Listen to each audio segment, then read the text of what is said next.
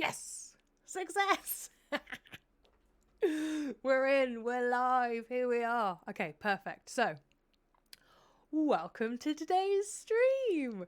I am going to be streaming Stray and giving game analysis at the same time.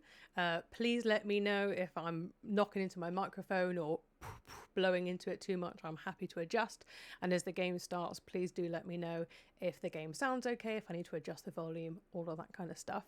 Today we are fundraising for whale and dolphin conservation. A little bit quiet, okay. I can come a little bit closer to the mic. Yes, today we are fundraising for whale and dolphin conservation. Between the 5th and the 12th of June is their World Ocean Day Festival. And there's all sorts of streaming going on, and there's a big Steam sale which I've pinned at the top of the chat there with loads of games that are on big discounts, which is fantastic. There's all kinds of different genres in there and stuff. And this year their campaign is to do with removing abandoned and lost fishing gear from the ocean. Now, the current situation is that it's very expensive for fishers to dispose of lost fishing gear. There's no system at the moment for them to do it freely. So, and also there's different laws and regulations in terms of different harbours and things like that. So, even if someone comes across abandoned fishing gear, it's very difficult for them to get rid of it. So, in the meantime, the Whale and Dolphin Conservation is campaigning for better legislation on this.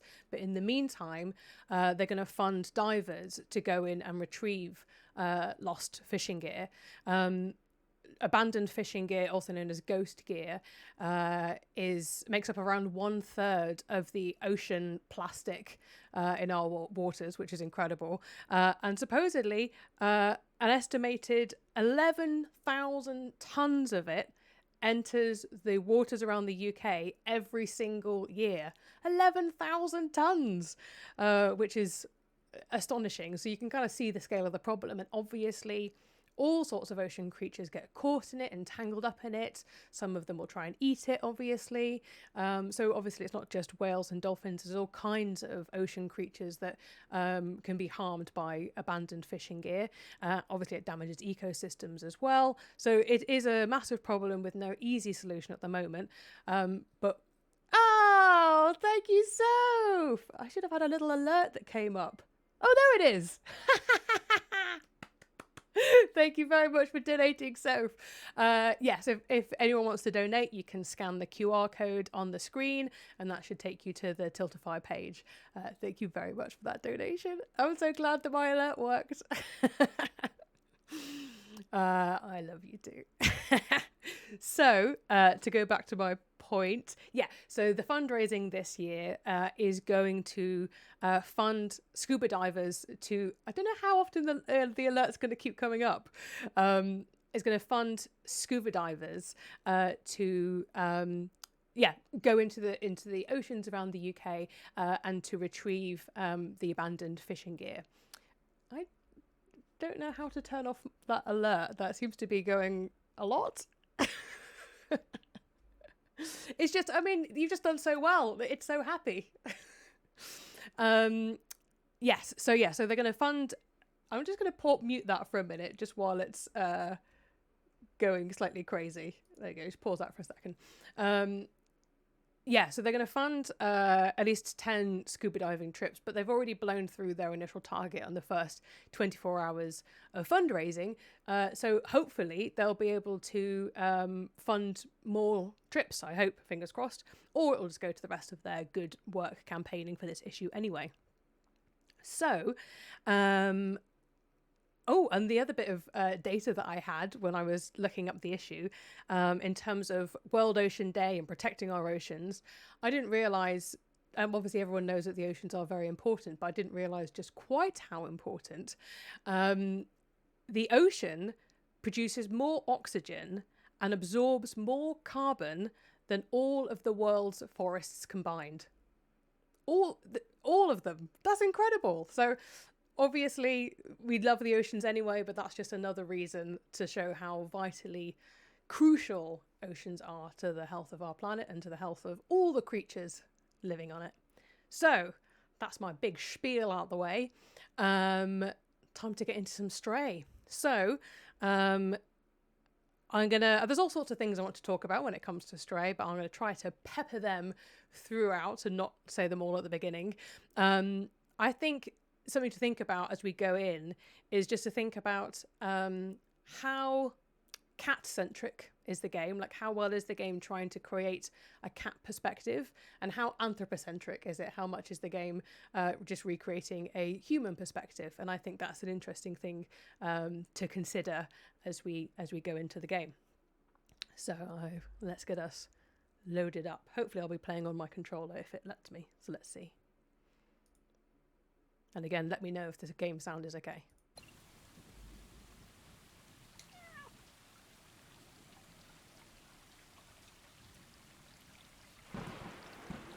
I love this opening.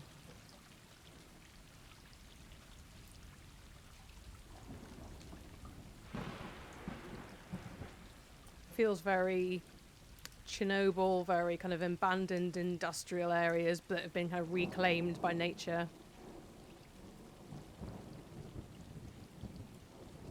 And this is such an interesting little nook for these cats to be living in.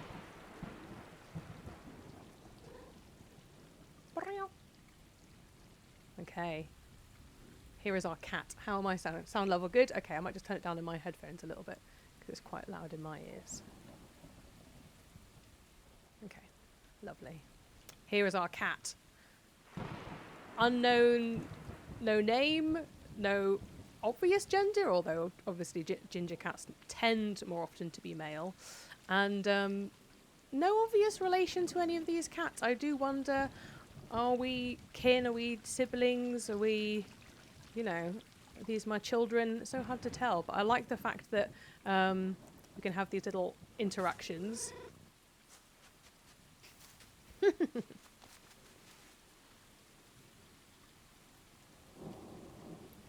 Stop you. Get off me. Nice little lick. It's a shame that we can't really reciprocate in the same way, although I think we're able to like nuzzle one of them, I think. Oh, no, that's a little battle.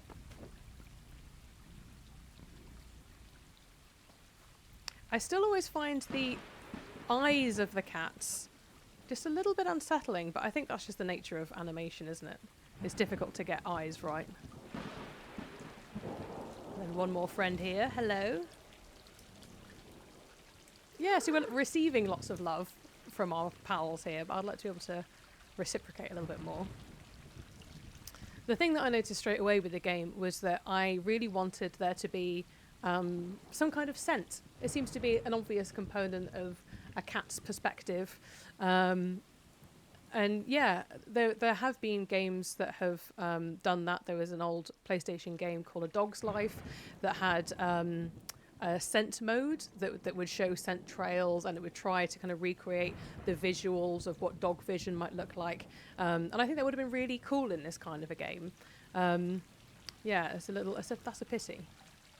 And again, I like to think about how different would the game be if they had incorporated that kind of thing into the game from the start. Okay, let's settle down with our pals. On our lovely bit of cardboard. Seems a very stereotypical cat to go over a bit of cardboard.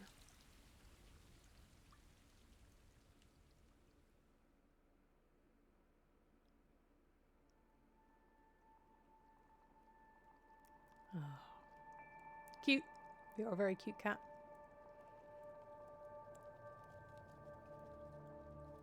Yeah, butterflies. It's interesting to try and keep track of what other species are still alive in this kind of post-apocalyptic world. I've never finished the game, so I still don't know what the deal is with the world, what is its current state. But so far it's mostly just a world of cats. And what are we eating? There must be other things alive. What are we eating? It can't just be every ancient old tin of tuna or cat food that's been left behind. Although that would also pose its own questions, wouldn't it? How are we getting in? Ooh, yeah, those eyes, they just creep me out a little bit. But very beautiful. Look at this. See, birds inside the wall. I would like to know if you can decode the language that's in the game. Is it an alien language, a robot language? I'm not sure.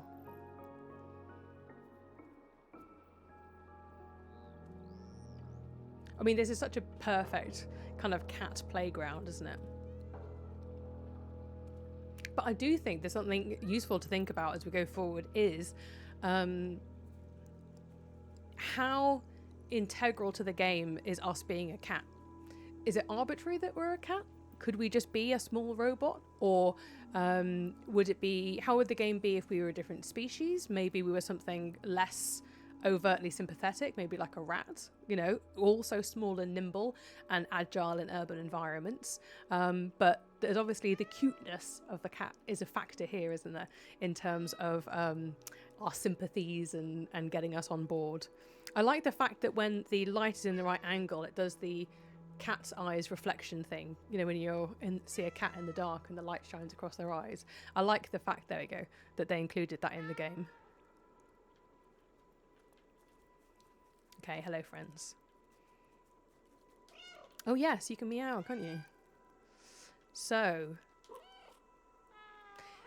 this always reminds me of, there is a philosopher called, I think it was Ludwig von Wittgenstein, certainly Wittgenstein is his surname.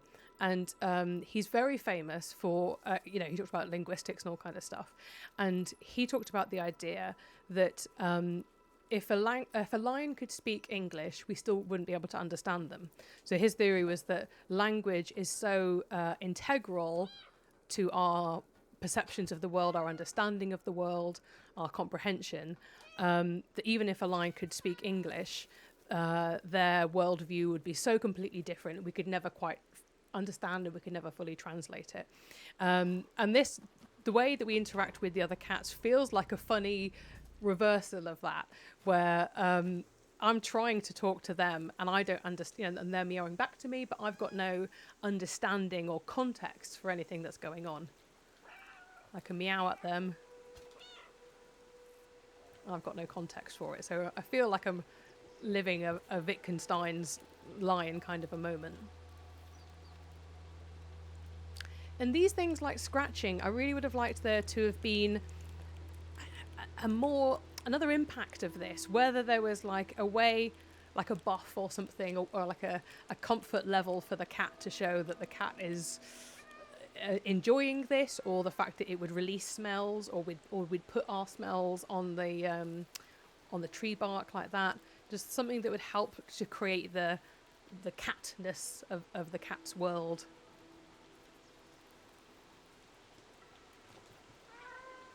Hello, kitties. I mean, absolutely beautiful. Right, hello, pals. What are we saying to each other? Let's drink some dirty water. Must be done. And it's interesting that even though there are no, you know, thirst meters, health bars, all that kind of stuff for the cat,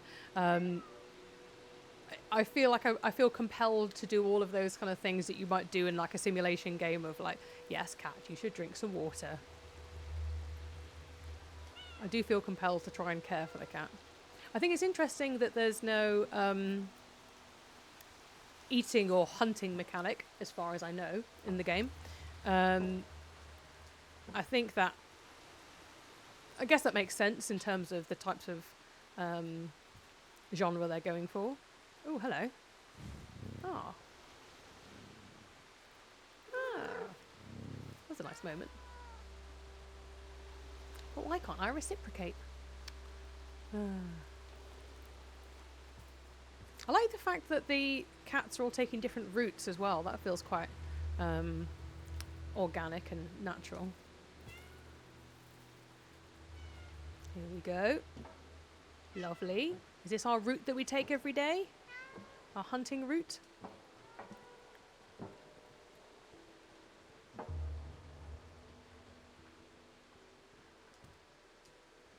Yeah, it's one of those games that I think I assumed would feel more like, you know, cat simulator.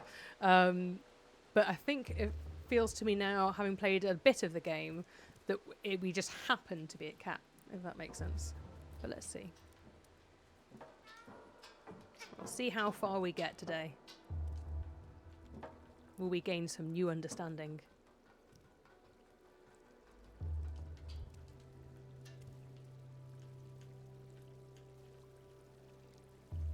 Oh, I always forget you can run in this. Go, cats, go. Yeah, I mean, is this our territory? Would we have been scent marking this all the time? You'd think so, wouldn't you? I think I'd love there just to be some smelling scent mechanic. You know, oh, hello. Oh, look at you trying to catch these guys. There's no way for me to do that, though. No. That would have been interesting, though. Okay. I'm always fascinated in kind of, sort of, generally family-friendly, not violent games. What types of animal deaths are included? You know, so what types of games? Say, I don't know, Animal Crossing. You know, there's fishing and catching bugs in Animal Crossing. Clearly, the fishes and the insects die. But I imagine that it would be very different if there was something that involved, you know, a mammal dying, for instance. The zoom eyes I find hilarious. Zoom eyes for the cat. Ooh, but I mean, it is lovely to be able to get some more perspectives. That is useful, isn't it? Oh, network something. Something network. Whee.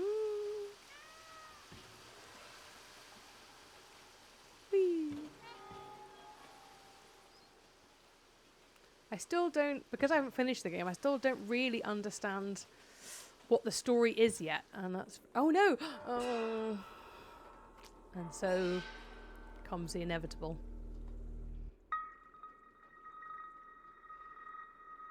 Oh. No, friend!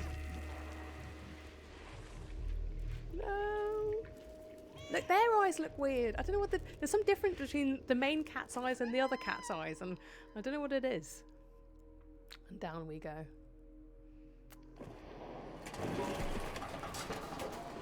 Look at all this trash. I mean, it's a good reminder when we're thinking about ocean plastics and stuff that when we throw things away, they don't go away, they just go somewhere else, you know. At the moment they're in this sewer, which is also potentially how, say, ocean, you know, that plastic gets washed into the ocean through waterways and all kinds of different things. Yeah. Oh, poor cat. Yeah, it's a good reminder. When we throw things away, they don't go away, they just go somewhere else. Yeah, so this is a very sympathetic moment. We've got our poor little limpy leg. Oh, God. Oh. Oh, God. I don't think I noticed the wobbly legs last time. That was upsetting.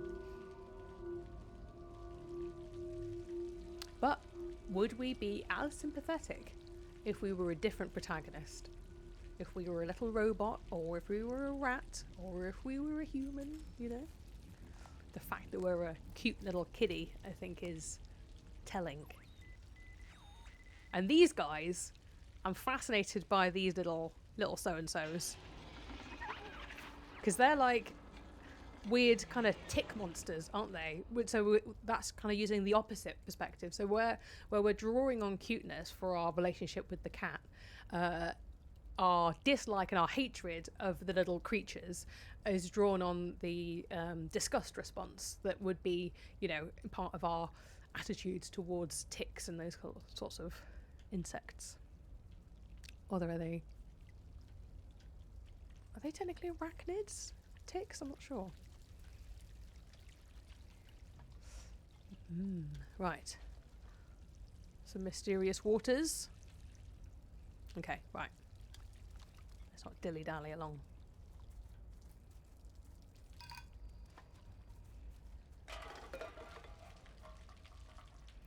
And again, I want to be able to smell. I know it sounds gross, but as a cat, I want to be able to like tear open this trash and smell it, and all of this I think would be so fascinating for a creature with a strongly developed olfactory senses. Okay, we're going in.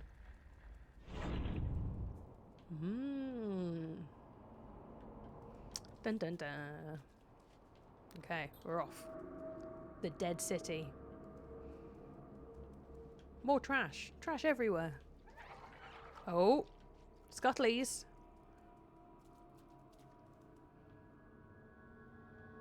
Where do you hide, scuttly fellows? The first time I played, I was instantly terrified of them, but now I'm curious. What are you up to? Ah. Mysterious friend. What do you want? Who are you, and how are you controlling CCTV? Right. Oh, more scuttlies.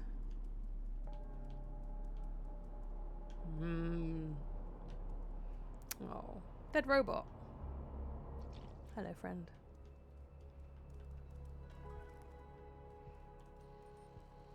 Oh yeah, another one. Hello. Yeah. R.I.P. humans. Now, am I as a cat having any response to this whatsoever? I feel like this is a message for me, the human pilot of the cat, which is what makes me feel like I'm piloting a robot in the shape of a cat, not an actual cat. If it was a real cat, well, surely we'd want like scent trails or I don't know, all sorts of things that would be appealing to a cat. The cat doesn't know what that says. It's just shiny shapes. Although maybe if it was a moving light, we might be intrigued to go and investigate. I mean, the follow me's just shapes to me. I don't know what it is. I'm a cat. So those are the things that make me think of the design of the game being anthropocentric. So anthropocentric means human-centered, basically. A human-centered way of seeing the world.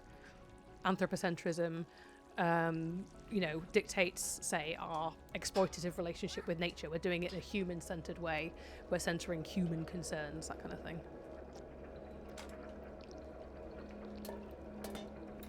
Oh, dun dun dun dun dun dun.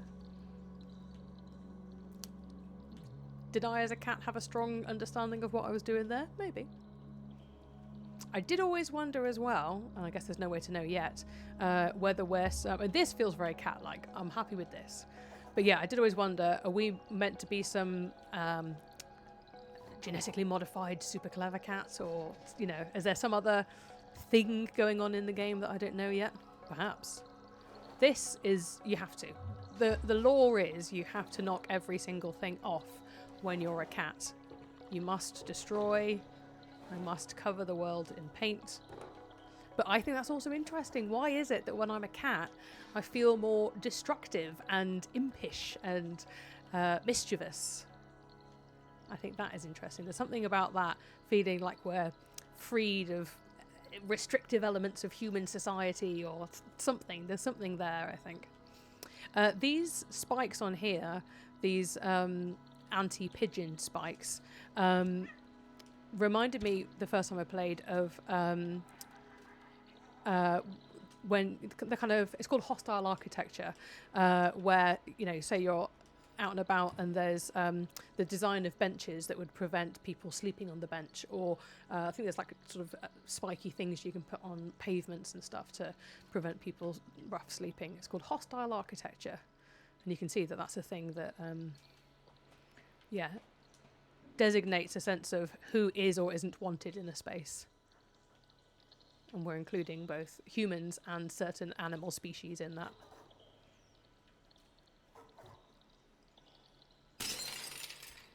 Smash. I always feel bad when I jump from a big height and the cat goes like... was that uncomfortable? I don't like jumping down into the glass. Ooh, that feels wrong. Protect the cat's paws. Also, I mean, you got to, haven't you? You got to have a good run in the paint.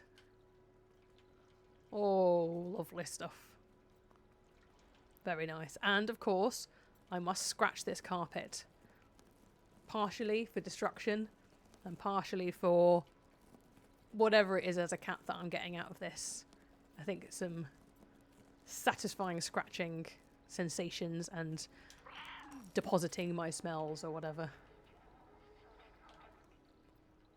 Okay. I'm just going to test my... Actually, no, I won't. I'll leave it be. I was going to test to see whether the donation thing was still going to be constantly running, but then I thought, actually...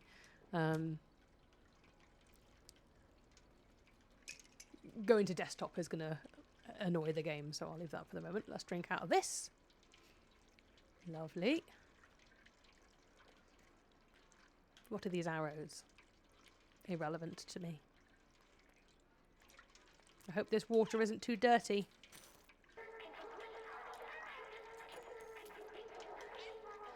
This is the first time I found very confusing the fact that you meow and there seems to be these... I was thinking, oh, do we have some magical powers? How are we having like an electromagnetic impact on all the technology around us? Adorable. Don't be putting cats in buckets, but also adorable. And so, right. These fellas. So let's prepare myself for this. So, yes.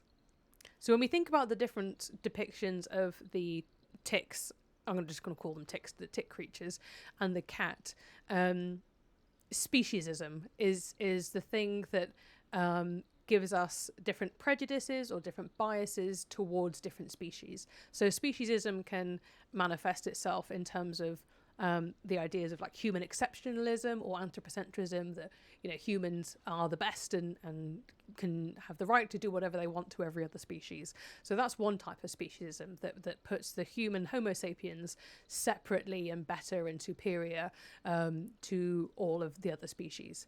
Another type of another type of speciesism is biases in our attitudes towards different species. So our ideas about the cat, cute, adorable, fluffy. Our ideas about the ticks, disgusting, gross, vermin, kill them all, that kind of thing.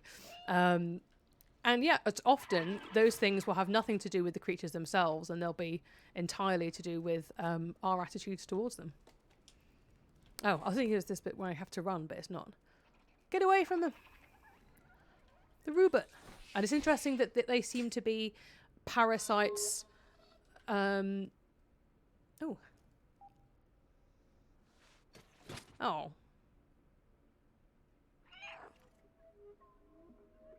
Oops.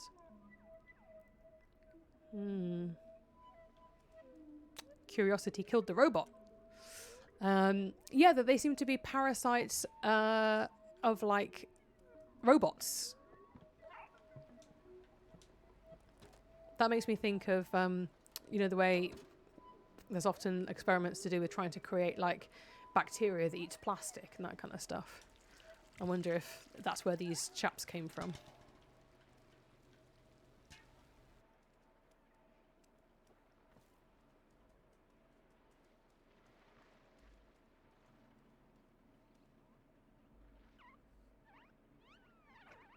Uh-oh. This was the bit I was thinking of. Run, kitty, run!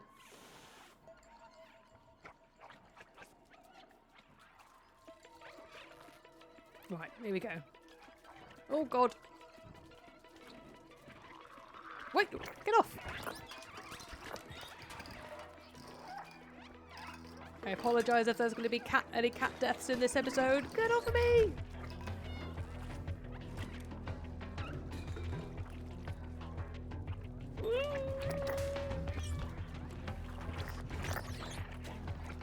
Damn you!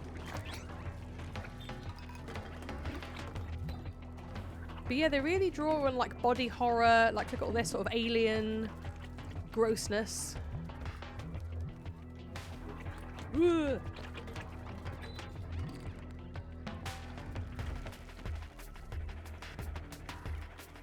Leave me be.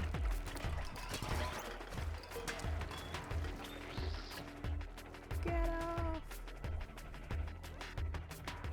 Phew. Safe.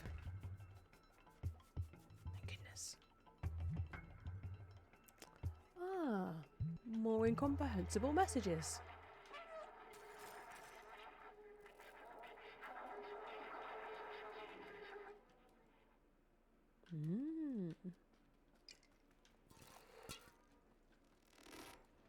Oh.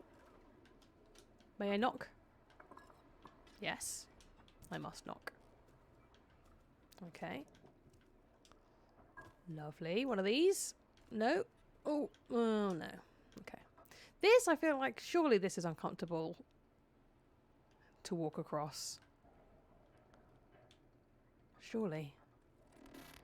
Ouch. Clear off the U. Very nice. Right. Where am I going? I'm going this way.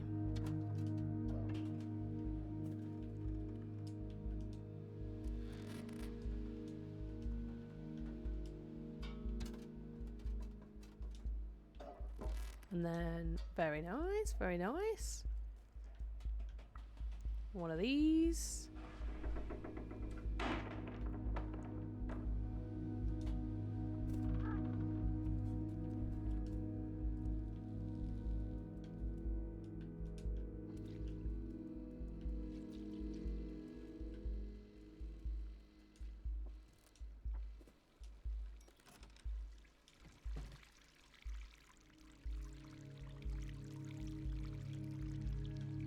Okay. Ah, yes. Nope. I want to do this. Very nice.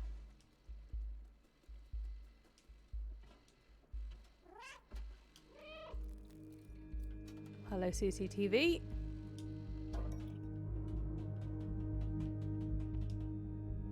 Whee.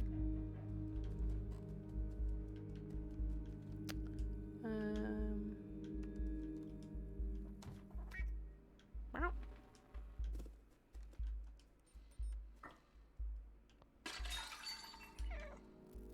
Yeah. Robot approves.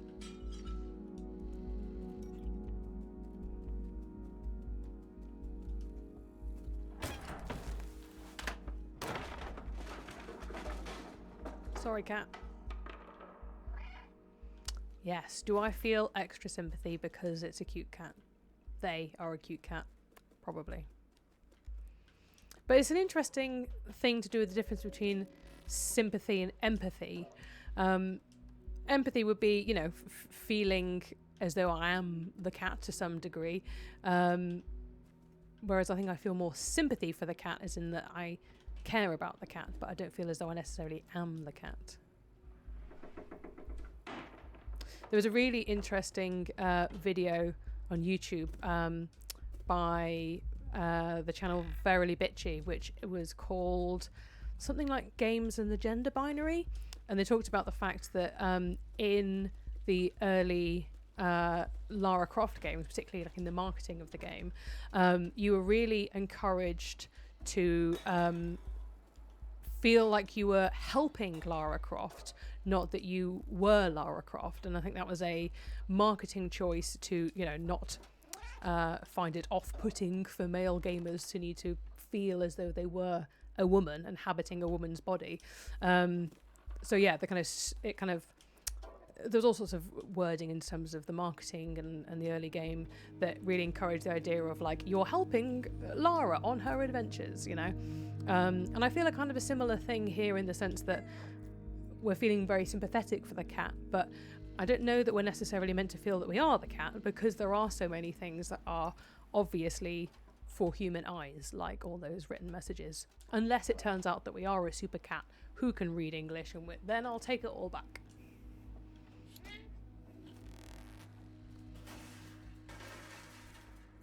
Aha.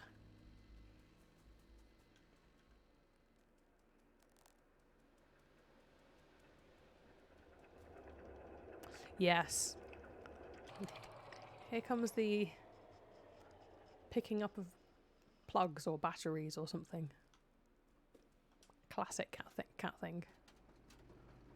There's one thing about cats. They just love batteries. The flat. I was so intrigued by this very, like in all this like destruction and you know, post-apocalyptic dystopia, that kind of stuff. Yes, I agree. I really wish there was a backstory into the cats. Yeah, definitely.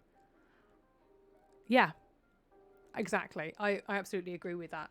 I'm really curious about, yeah, whether we're from the same litter and what ages they are, because that definitely would influence cat behaviour. I agree. Maybe at the end of the game there'll be something about that. I don't know. I hope so. But yeah, I was intrigued by these funny little photos and this like nostalgic... Ooh, can I get it to zoom in? Photo of a cow. And another one here. This kind of random bit of pastoral nostalgia.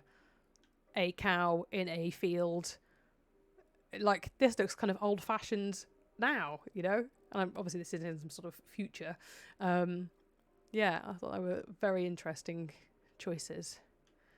What do we think this says? Why do we have like a sort of nostalgic pre-industrial looking... Not really pre-industrial, but you know what I mean? It doesn't look like industrialised farming. It's looking like very pastoral and nostalgic, isn't it?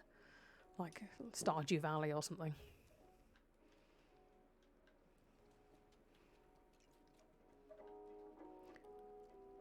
I love the jazzy music. Quickly scratch more of this.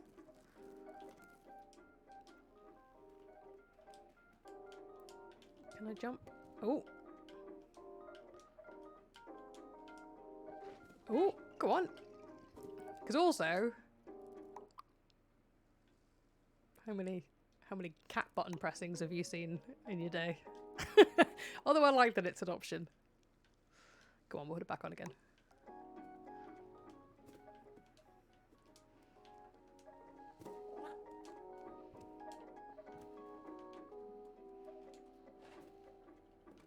Ah, and yes, another message.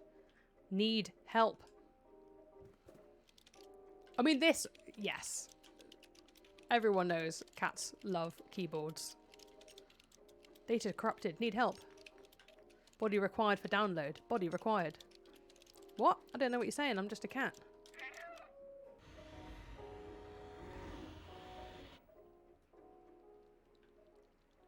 Is that the password? Did I do it? Okay. But also, as it showed just then on the...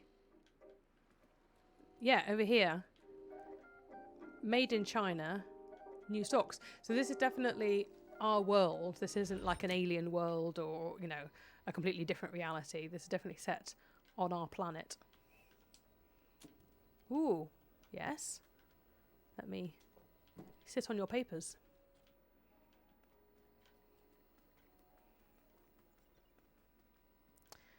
And now, for no reason whatsoever, I'm going to start picking up plugs and plugging them into things.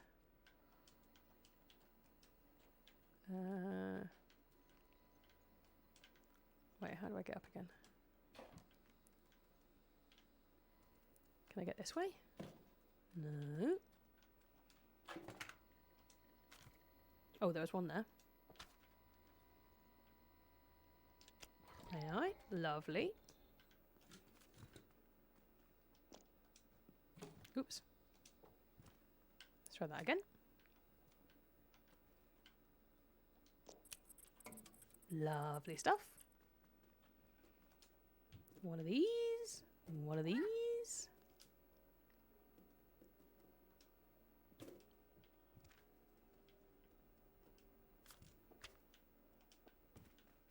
One of them. Lovely. Ooh, yes, now how do I get up to you again? Ah. Yeah, for no reason I'm just going to jump on this. Although there's obviously, as a cat, you can definitely excuse a certain amount of just trial and error messing with things. We all know that's very cat-like. Wow. Yes.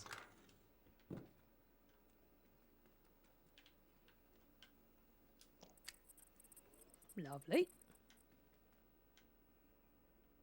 And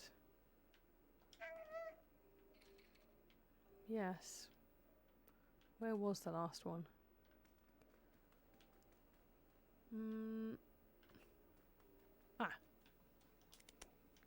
Thank you very much.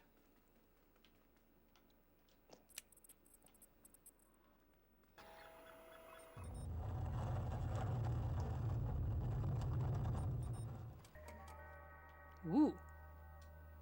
I always think this looks like a cat with a funny antenna. Robo-cat. Ah, a classic lucky cat.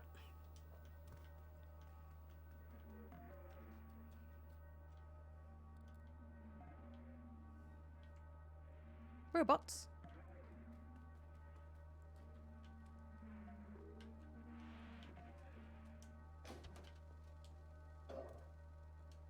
Oh, sorry. Wow.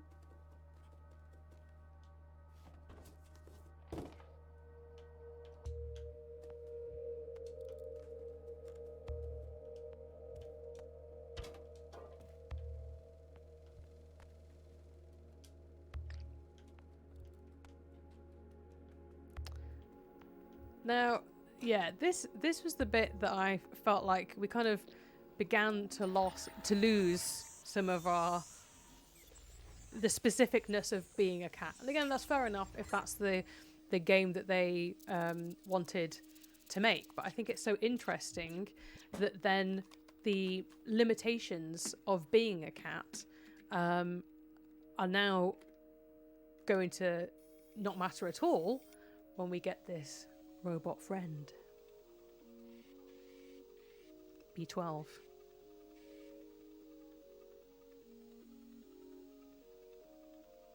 I mean, a very cute robot. But again, why are we not just a tiny robot the whole game? That's interesting.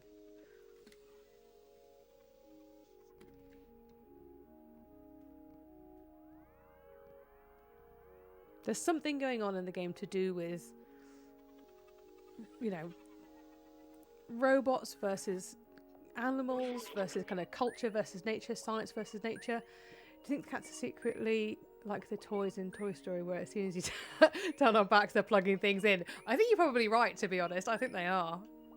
I wouldn't put it past them. It worked. I'm free. Thank you. Is this being verbally said to me? Is this telepathic in the cat's brain?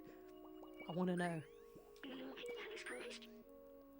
I couldn't believe the cameras. A cat in the dead city. So this was who was behind all the cameras and the weird flickering things. It wasn't that I had some kind of magical cat power over technology. It was this robot. I can't remember my name. It seems my memory is corrupted. I've been trapped in the electronic network for so long. I know I worked for a scientist who lived here. For now, you can call me B12. That's what it says on my exterior. It's dangerous in the dead city, but you seem like you know how to handle yourself. Let's get out of here. Follow me. Right, robot friend. Oh, yes, hello. That key unlocks the door. I remember that much. Let me get that for you. Take keys. Yeah, so we're also the robot, and the robot can also battery low already. Come over here. The robot can, like, they call it like digitizing things. So we don't even have to like carry things around. The robot kind of like will digitize those keys and then summon them again when we need them. You're gonna have to put this on. Now this, yes, felt very accurate. Like I can't make the cat move really right now. They clearly don't want to have this horrible backpack on. I can sort of control them, but they're just kind of crawling in a grumpy way.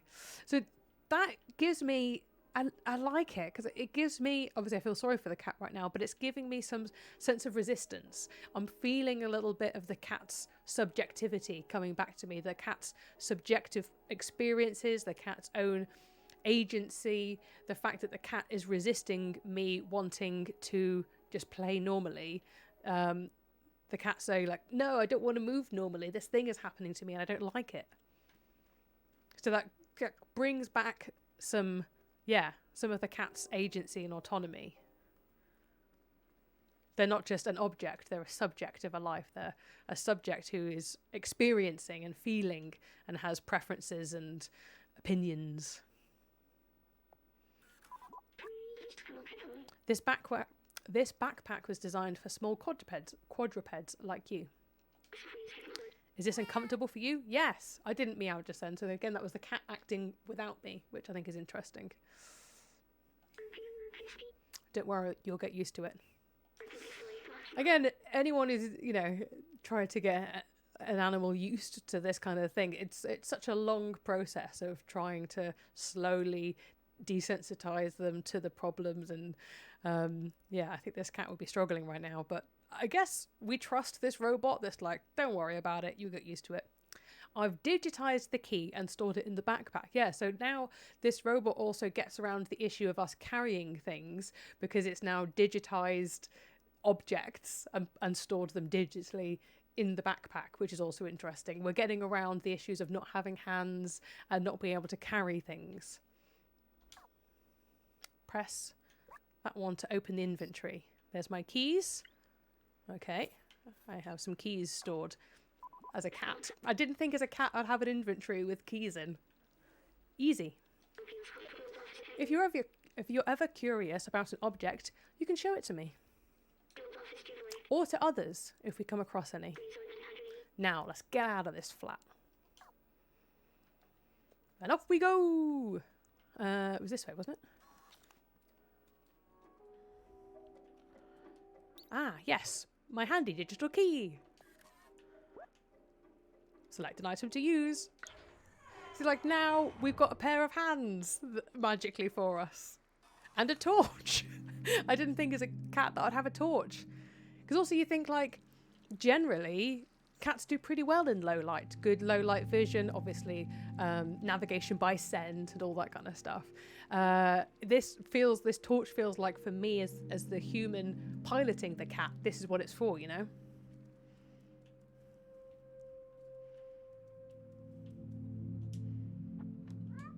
Fascinating. Ooh. Oh yeah, code. There we go. 3748. 3748. Yeah. Just quick bit of piano.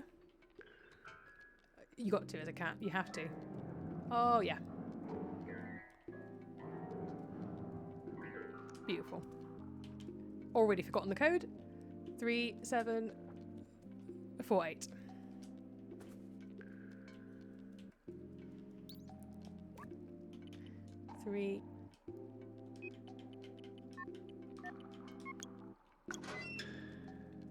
Yeah, so I guess, are we simultaneously cat and robot? I guess we are. Yeah, this is interesting. I hadn't expected... Wow, look at this place. That elevator in the distance, that's important, I think. I know we need to go up. Yeah, this we're clearly in underground or some sort of like domed city. We're not seeing a normal night sky, which is cool. Very interesting.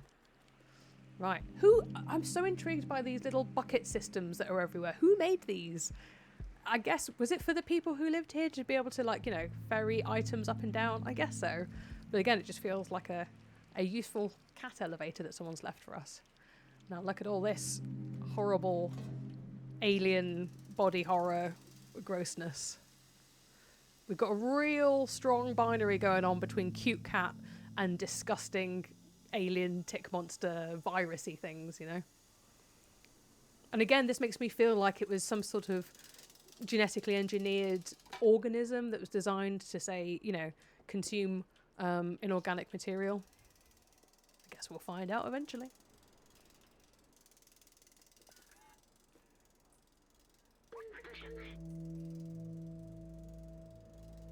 Wait, I remember. The outside. It feels like I've been there before. Is this where you came from? Doesn't look like it. I promised someone I would go there. Promised who? This postcard. The mural was painted from it. Let's take it. Magically zoomed into our digital backpack. Why do I have these memories? How did they get here? Let's keep going. Interesting. So, yeah, we're dealing with the robot's history. We're not getting much history for what the cat's been up to. But we're getting some history of this robot. It's bringing like a more, yeah, anthropocentric focus back into the game. Oh! Oh no! I'm getting a raid! Oh, you guys. Thank you so much. You're my first ever stream. Just a baby streamer, guys. Oh, thank you, guys. Oh, I'm so sorry that I didn't get to watch Phasmophobia.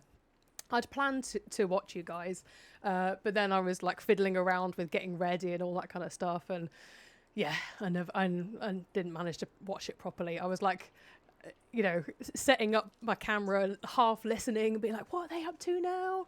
Thank you for all the follows, everybody. I'm not good enough with Twitch yet to be able to. Thank you, Zion. It's all too small now. I can't quite see who's following me. But thank you, every single person who's following. I'll be better at this in the future, and I will have worked out how to have this stronger. Games for Waves followed me. Best Mod Jesse followed me. Swardy, thank you very much. Vampirian, thank you very much. Thank you, Zion. Thank you, everybody. Oh, I hope you guys had a lovely old time. I'm playing Phasmophobia. I want to hear about all the drama. Now, can I... There we go. I think I can see it better now. This is all so new. So yes, this is how far we've got in Stray so far. We've been having a grand old time. I've mostly been thinking about how much is the game giving us a cat's perspective, how much is it exploring what it's like to be a cat, which on my first couple of times trying to play the game, I was like, oh yeah, this is going to be really cat-centric. But yeah, as soon as you get this funny little robot friend, B12, now I can digitize objects and put them in my little backpack. I've got a torch. So I think that's such a funny kind of balance that we're being both a cat and a robot at the same time. How much is the game trying to explore what it's like to be a cat? Oh, thank you, Zion. Yes, I know. I've got some very sweet, very generous friends, definitely. Thank you very much. Yeah, they've been absolutely smashing it. So I might not have a big audience, but good God, are they wonderful people. Oh, look, we can translate things. Thank you, guys. I look forward to watching the VOD of your stream whenever these things go up. I hope I'm recording the VOD of mine. I still don't really understand how this stuff works. And in we go. Dun dun dun. Oh no, I forgot this was a fast bit that I've got to run. No! And everyone's looking at me. Quick. Run, run, run. Okay, that's okay. This is you jump over here, don't you? Okay, we're okay. We're okay. Phew. Lovely stuff. Oh, lovely.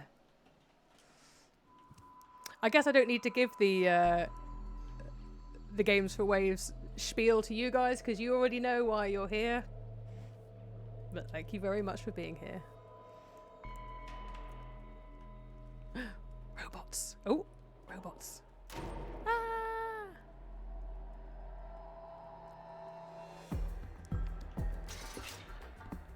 why don't you want to see me? I'm just an adorable kitty cat, I promise.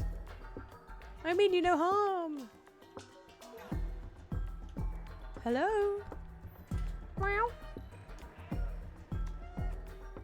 You got tuna for a little kitty?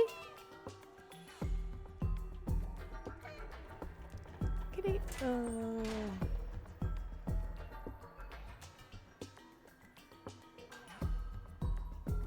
Incredible music in this area.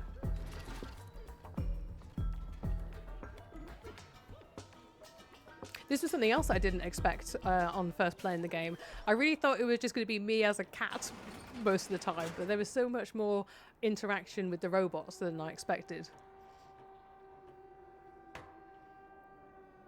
Look at this fine fellow.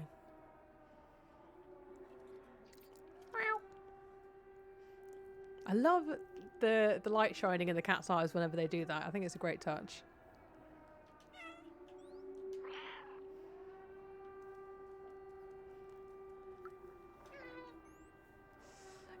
Yeah.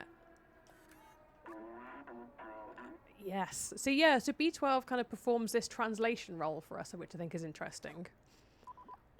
B12 kind of helps us to get around all the issues of being a cat, which I can understand absolutely makes sense in terms of the utility of a game, making sense, having a complex story. But yeah, I kind of, in some ways, I want more friction of being a cat, you know? But yeah, this is the sort of thing I talk about in my research, that often if you're having a very realistic animal story, it often tends to be a very simplistic narrative, often a story of survival or migration. Like some of the books I've got on my shelf, the top two are written from the perspectives of Salmon, and they're done in a very realistic way, but obviously because of that, they're both quite straightforward biographies and stories of migration. Generally, I've found if you want to have a more complex narrative, you do tend to have some magical element in there or a technological element in there that allows animals talking or more complex animal intelligence or technology, things that allow you to have a richer narrative. And I think it's very difficult to strike that balance. Guardian. You're no Zerk. So yes, I think Zerk are what the tick monsters are called. I've been calling them tick monsters. Guardian. We're not familiar with your kind. You are welcome in our village as long as you don't eat anyone. I think that's very interesting. I really want to find out the lore of what has happened here and what is the robots' perceptions of organic beings. We're having that classic sci-fi boundary of organic beings versus inorganic beings. So clearly these robots are seeing me as a cat as being like one of the Zerks. I'm gonna, you know, eat them or, you know, damage things or whatever. An idea of being like a pest, maybe. So when it comes to this bit and we're with all these robots, you can see more clearly that this game is giving us a vision of techno-orientalism, basically. You can see that there's a lot of Asian iconography going on in the depiction of these robots, which is a very, very common theme in cyberpunk media. And there's a huge history of these things. I mean, Orientalism goes, you know, all the way back to Victorian literature. There's all these kind of embedded fears of otherness, you know, particularly in Victorian literature, the sense of things being exotic, mysterious, dangerous, lots of narratives of Victorian men going to Egypt and then being lost in bazaars and all this kind of lost in markets, the spaces being difficult to navigate, to being confusing, mysterious. There's a very interesting, strange novel called The Beetle by Richard Marsh, which was written in 1890 something, and that's that kind of story where it's a British politician goes to Egypt and gets lost in markets and things like that, and then falls asleep and wakes up in a temple and there's a beautiful woman there and he falls back to sleep, and then it turns she's a monster and all this kind of strange stuff. So that kind of Orientalism has such a long history in Western media, and I think in cyberpunk media of the 80s and 90s you can see they're drawing on similar fears, but now with a a technological edge. So it's a fear of kind of technological prowess mixing in with all that kind of old Orientalism. And it's really not something that I expected to be in this game, so that was quite a surprise when I first got to this bit originally. I was thinking, wait a minute, I'd kind of been half noticing a few little bits of kind of Asian iconography around. But yeah, kind of when I got here, I thought, oh yes, there has been quite a lot, really. And I think that's a really interesting context for us to think about. Why is that the case? Throughout the game, I've been thinking, why is it that we're a cat? And now I'm asking the question, why is it that we're a cat in this cyberpunk, pseudo-Asian dystopian city? What is that doing to the story? Why is this the case? So it's just something to have in the background. And yeah, kind of Asian people being depicted as robots is a very common theme in cyberpunk media as well. So you can see that the game is, I think it's B12, Blue 12, the studio is French, and Annapurna, the publisher, is American. So obviously this is a very Western game. But yeah, I think it's just an interesting choice to be aware of as we continue in the game, really, particularly now that we have encountered the robots. And again, I kind of assumed that the game would be much more us as a cat against Zerks or just in the environment. But yeah, this is an interesting twist that I didn't expect, but that's the joy of media analysis, isn't it, you know? I must scratch. I've been doing every destructive cat thing I could in the game. I've knocked over every plant pot and every paint can. I've now scratched every single carpet that I've come across. Right. Hello, friends. Yes, you're chanting. Somewhat Orientalist. Why go up there? There's nothing there. You really thought you'd take the elevator? I've never seen that thing work, and I'll be 374 years old tomorrow. That gives us some interesting context for the lore of this game as well, that these robots are that old. I love this, like, holographic blanket. Look at that. Oops. Wow. You gave us such a fright. We thought you were a Zerk. No, I'm an adorable kitty cat. You got anything more to say to me? You look lost. What do you need? Nothing, I guess. Should we just meet a couple of folks? This fellow seems to know a lot about the area. Should we show him the postcard? Maybe he knows a way out of here. Perhaps he does. Yeah. Yeah, I agree. Wait. Yeah. Okay. So do I have to get it out first? I'll show it to you again. Yeah. Yeah.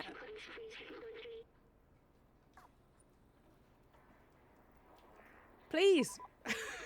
Oh, do you mean the Guardian? Is that who you mean? Or do you mean that man over there? Right, I see. Apologies. This elevator isn't operational. Everyone knows that it's impossible to leave this place. Well, except the outsiders. Ooh, we're getting lore. But they're all gone now, except Momo. You can try to talk to him if you want, but he gave up on trying to leave. It's for the best. He lives high up in that building with the orange neon sign.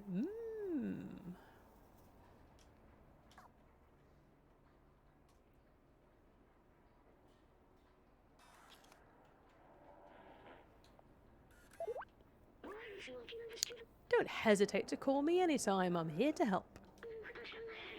The Guardian told us to talk to Momo up in the big building with the orange neon sign. He's the only lead we've got for getting out of here. Yeah, I gotcha.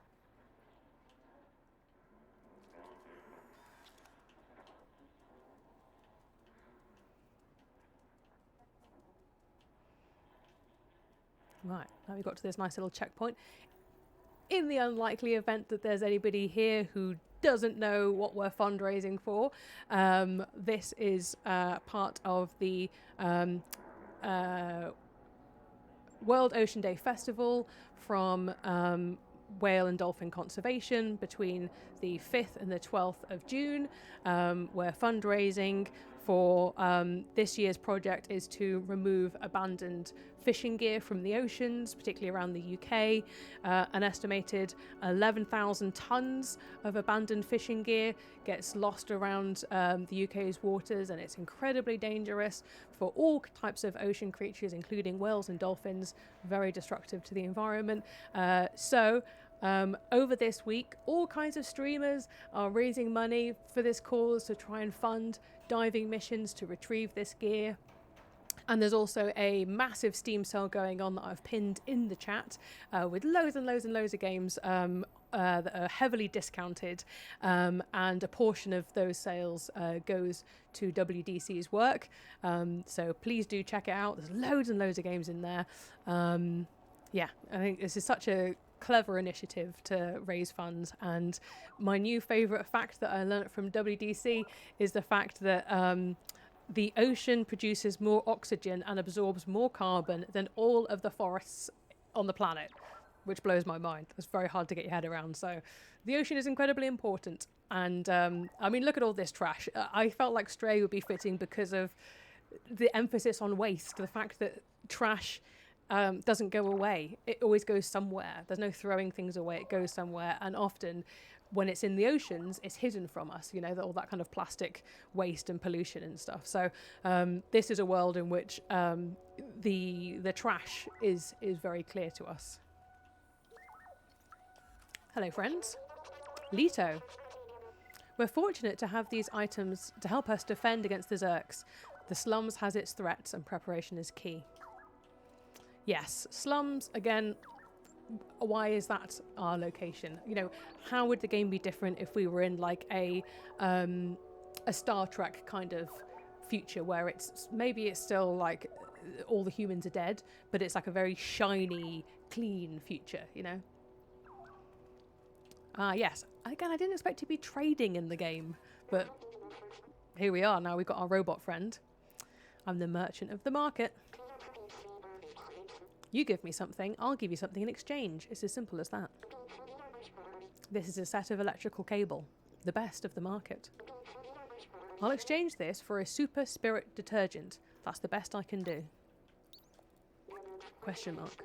An ancient relic, a testament to the talent of our ancestors. It will cost you 3 energy drink cans. I can't do less. Translate, the marketplace. This is a music sheet, a masterful piece of art. A masterful piece of art of a very renowned artist. It will cost you 1 energy drink can. I can't do less. Yes, right. On the hunt for energy drinks. Again, didn't expect to be doing that as a cat, but this is the world we're living in. What you got for me? Beep, beep, beep, beep, beep. That was lucky.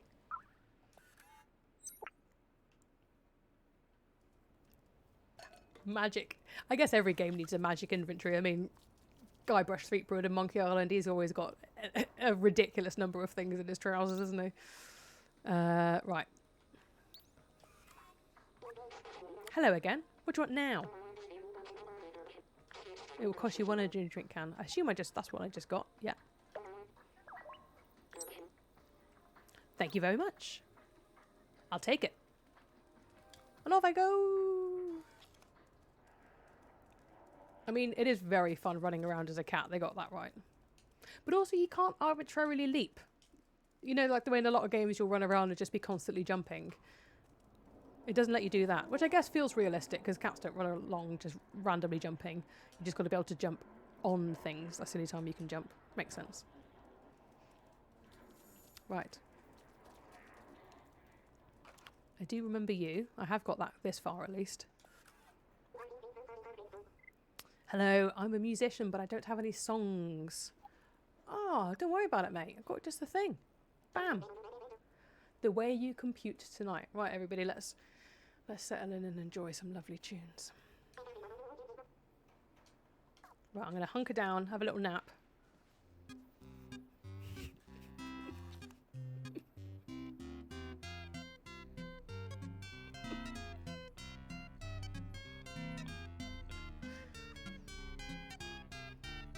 I'm so intrigued by how this sound is being made. Like, it's clearly not just a guitar. Is it also the robot that's also making this MIDI music? I guess so. It's like a combination of guitar and MIDI, isn't it?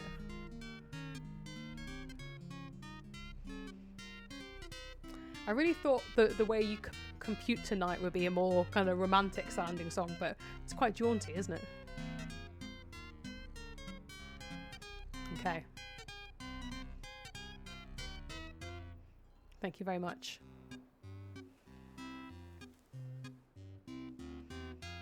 So I guess, yeah. Is that robot singing? I guess so.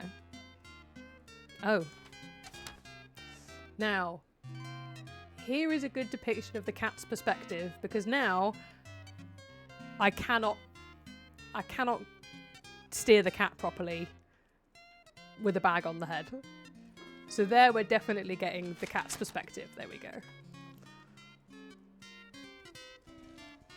Ding ding ding ding ding ding ding ding ding ding. Right.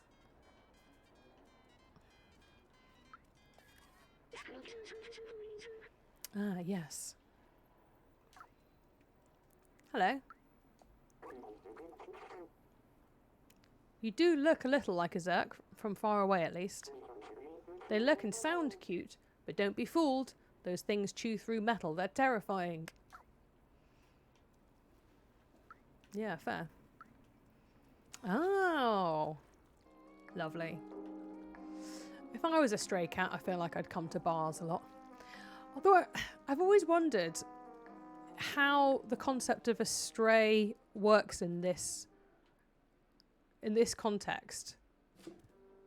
Does the idea of a stray apply? Am I not just a free living cat? Or are we using a play on the word stray and actually it's because I've strayed away from where I live?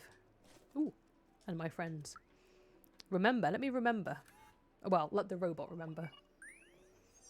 Ah, microchip soup. Or, what's that, ram? Ram soup? Do they really consume this? Their original design didn't have a digestive system. Maybe they somehow evolved by mimicking humans. Do you think I should try some of it? I do not want to be disrespectful of their ways. Do it! I don't know where it would go in you. Should I eat some? Probably not. Can I scratch this? Ooh! Yes! Lovely. Again, I wish there was a happiness meter or something in the cat to show that the cat was enjoying that, but I know that I enjoyed it. May I? Ooh! Of course, this was crucial. This was possibly the most important part of the game. Oh! I mean, I know you're not supposed to pop the white, but I don't care. Oh, look, there is a cat toy in there. What is the status of cats in this world? That's what I want to know. Oh, oh. For some reason, it doesn't let me do the Y interaction on the other ones. Am I just going to shove them all in? Yes. Yeah. Lovely. Go on. Go on. Oh, beautiful. And again. That's the best I've ever played pool in my life. Lovely stuff. Okay. Can I drink from this? No. Better not. Okay. Right, pal. You're new around here. What can I do for you? What do you reckon of this? Oh, this is a nice picture of the outside. Momo's a real fan of that myth. You should show it to him. His flat is all the way up the area. Look for an orange neon sign. I did kind of forget I was supposed to be doing that. Okay. Lovely bit of snooker soph. Yeah, 100%. Lovely bit. I mean, you know how good I am at snooker. Oh. Right, let's get on up. We were going up, up, up. Let's get vertical. Yeah, I always feel like when the cat does like a little... Is it going like... Oh, Like, you pushed me too far there. That was uncomfortable. Oh, it's too much effort. And again. Lovely stuff. And one of these. Oh, plant pots galore. There we go. Important cat business. Lovely stuff. Oh, lovely. Okay, and another one of these. Right. Yonder. I got you. Hello, friend. Those circles of light are pleasing to watch, but I do want to see the real sky one day. Come with me, I'll probably show you. See, presumably all the humans... What I don't understand is how this... Like, why are the robots living in such sort of crummy conditions? So, presumably the humans were keeping them oppressed, but if the humans are all dead now, can we make things better? I guess maybe the Zerk presence is preventing them being able to, yeah, improve things. I don't know, really.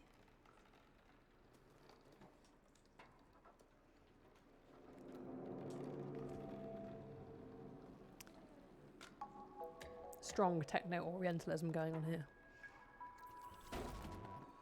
But I do love their little rainbow face. Also, it's such an interesting contrast of... Great question, Soph. I was also being anthropocentric there. Maybe the robots don't care and they're very content as they are. Very good point. Yeah. But yeah, I was thinking about the fact that aesthetically, like, we're in a world of robots, but we've also got like big CRT monitors and things like that. So what's also going on there with this mix of kind of retro and futuristic tech? I guess it's just a classic aesthetic, isn't it? Hello, friend. Momo, it's never going to work. Why did I let them go? I'm all alone now. Hey, you. What do you want? This is a picture of the outside. Do you want to go there? Oh, don't bother. It's a waste of time. It'll only bring you loneliness and despair. My friends had this dream too, but now they're all gone and I'm all alone. Also, I love the robots' voices. I don't know where they ended up. I tried to contact them, but that beep receiver or transceiver doesn't work. My friends and I took notes of our research about the outside. Here, take mine if you really want to go out there. Ooh. Lovely notebook. You're on your own. I'm done with the outside. Good luck. Momo seems very sad. He misses his friends. Let me check the notebook he gave us. The Outsider's Manifesto. We must go outside at any cost. We must protect our brothers and sisters. We must stay away from the Zerks. It's signed Clementine Baltazar, Doc, and Momo. It looks like Momo's name was added later. I think we should find the other notebooks. So yeah, I think it would have been very hard to tell this story in a strictly realistic cat way. I think it makes sense that we have our little robot friend. Oh, another cat ball. Fully distracted again now. Oh. I mean, yeah. What is the robot's relationship with cats? Or is that just a ball that I'm thinking of as a cat ball? Good scratching. Very nice.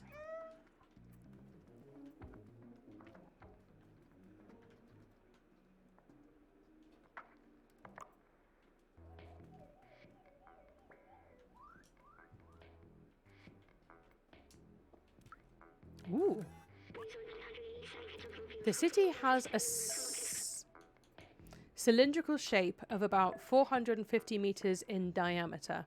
There is a level above ours. The city seems to have a ceiling. If I believe my books, a big blue sky is hidden behind. And the ocean as well, presumably. What is the status of the ocean right now? I'd like to know.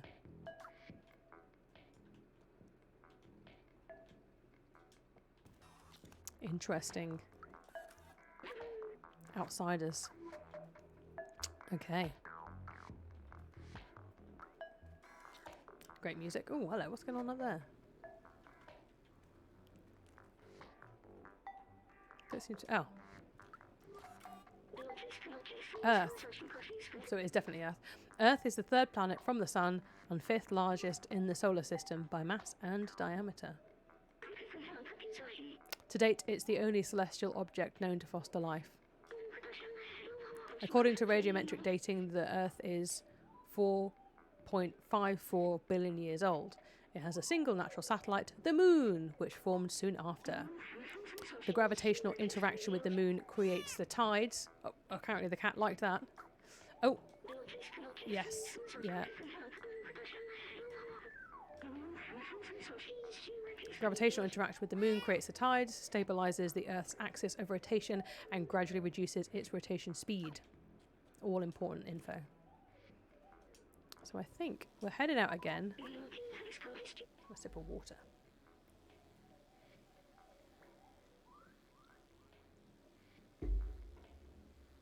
I've been very bad at staying hydrated. This symbol on the wall matches the one on the notebook. Dun dun dun. That seems like a lead. I'd say so. Oh look, another handy little cat conveyance.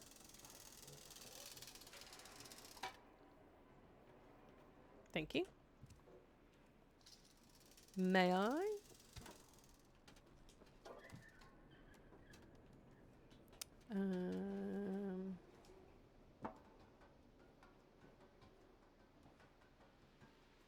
Lovely, lovely.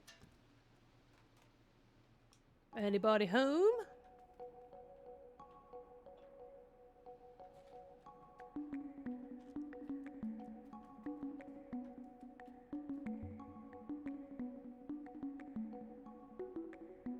I wonder what it smells like in here.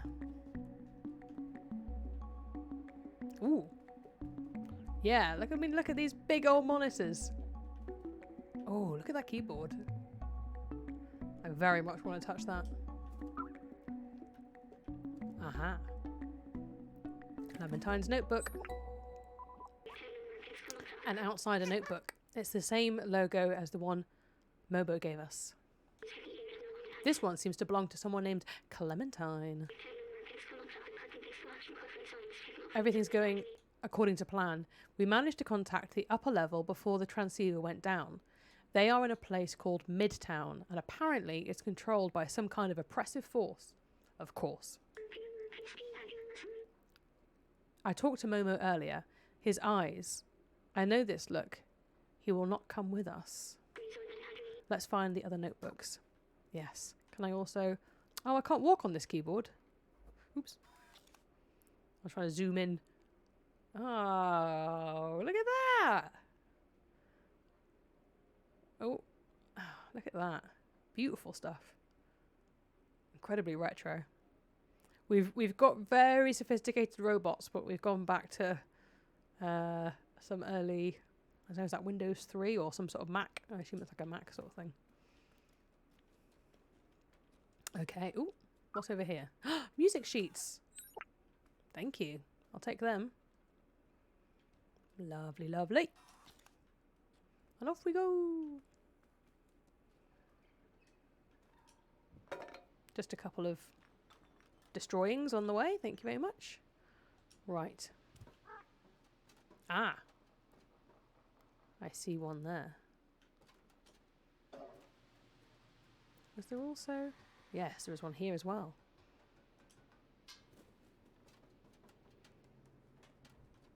Oh.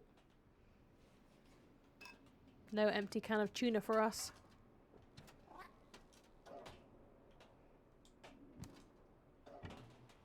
I read something interesting. Oh, hello. Let's take one of them. I read something interesting once about how crazy it is that we hunt and kill so many what should I say, tuna in the way that we do, because tunas are massive apex predators. They're like the tigers of the ocean, basically, and it's so funny that we kind of treat tuna as like this sort of... Sometimes it can be used in quite luxurious ways, but generally speaking, like, you know, we'd say have tuna you know, like a sandwich or whatever, or give it to the cat or whatever. But yeah, it's such a crucial, massive apex. Oh no, oh no, am I glitching out?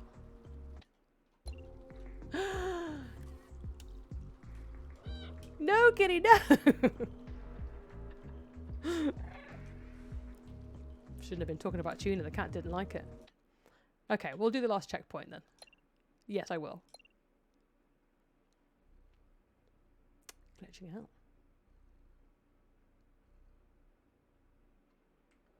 Okay, that's fine. Let's run back.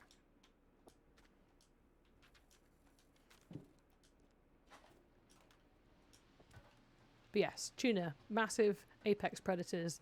They're like the tigers of the ocean.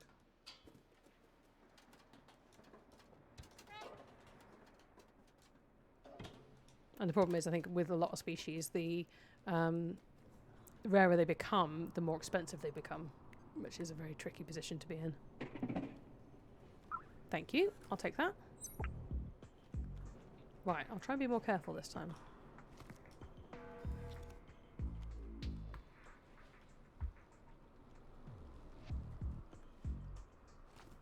No messing around. Just in. Lovely. It really seems like you should be able to get up there. I love those things where people do the high up shells for cats to run along. I mean, doesn't that seem perfect? How dare you have these beautiful areas that I as a cat can't run around. Oh, thank you. Lovely music. Broken string theory. Guitar maintenance. Lovely stuff. Benzene? I'm not sure what benzene is, but I assume it's benzene. How to develop your artificial intelligence in order to be as creative as a real human, volume 42. Yes, I thought we might get into some areas of sentience and consciousness and who is conscious and who isn't, which obviously is a core part of all kind of robot media. Ah, hello friends. So many books. I don't think we have the thing. No. Let me just get out of this cascade of books that I've created. The Great Bolt Shortage. Oh, all these fascinating bits of robot history.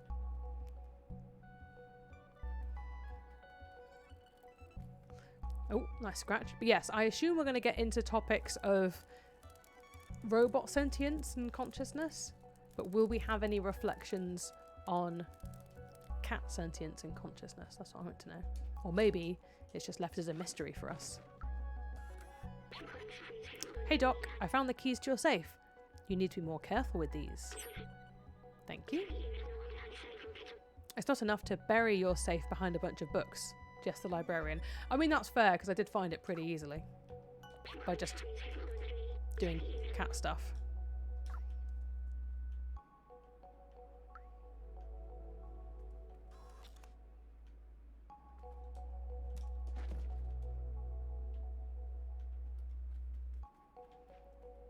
Again, it's interesting how, yeah, the ocean is being deployed as this idyllic, out of reach, pristine thing. I think that's very interesting as well, isn't it? Given the context of everything.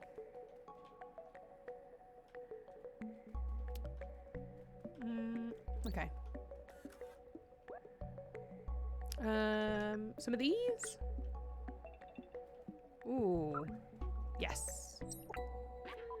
Nice work. Another notebook. This one seems to belong to someone named Doc. Ooh. After weeks of research, I've combined a spectrometer with a powerful UV lamp. With this, we should be capable of warding off the Zerks on our way out. The initial attempt was explosive. I might have to test it under real conditions. Let's find the other notebook.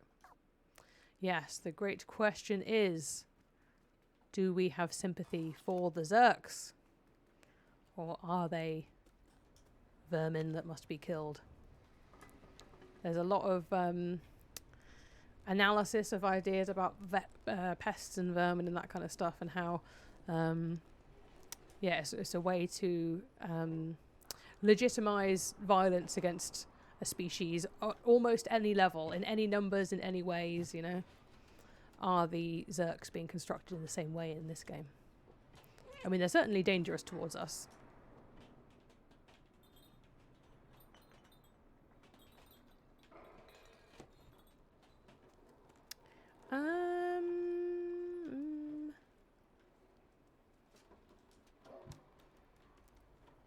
Hello, friends.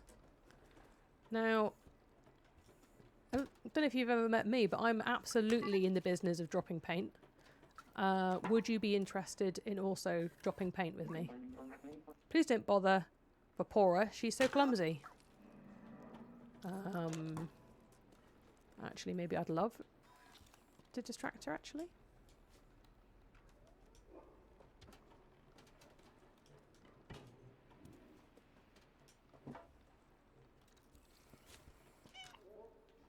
Can't see myself. Where am I?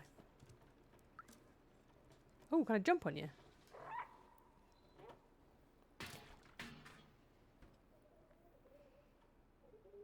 It's my personal mission to cause as much destruction as possible.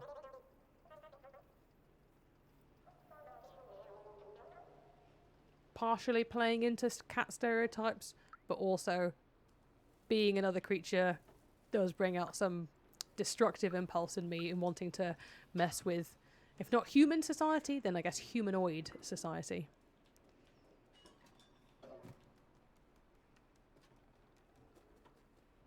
Sorry. I still haven't played Untitled Goose Game, but I imagine that will bring out a similar impulse. Yes. Go on. Ah. Ventilation power supply. We love playing with plugs and batteries as a cat. Oh, we love it. May I? Meow. Go on.